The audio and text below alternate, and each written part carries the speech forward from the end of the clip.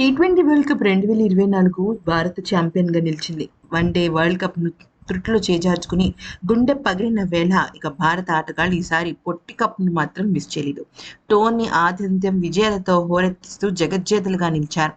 కాకపోతే ఇక టోర్నమెంట్ అయిపోయిన తర్వాత రోహిత్, కోహ్లీ ఇద్దరి రిటైర్మెంట్ అనేది అందరినీ కూడా ఒక్కసారిగా బరువెక్కిన గుండెలతో బాధపడేలాగా చేసింది.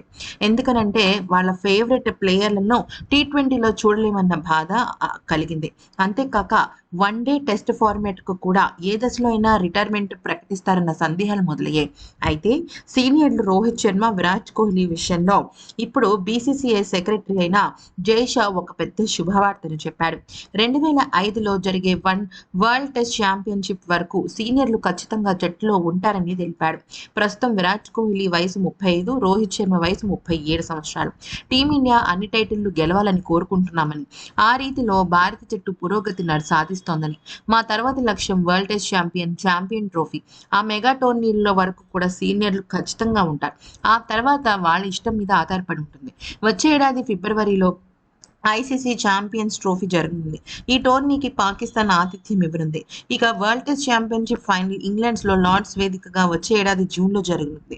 ఆ తర్వాత 8 నెలలకే మళ్ళీ టీ20 వరల్డ్ కప్ జరగనుంది. ఈ మెగా టోర్నీకి శ్రీలంకతో కలిసి భారత్ సంయుక్తంగా ఆతిథ్యం ఇవ్వనుంది. అందుకని సీనియర్ల విషయంలో బాధపడాల్సిన అవసరం లేదని జైషా పేర్కొన్నాడు.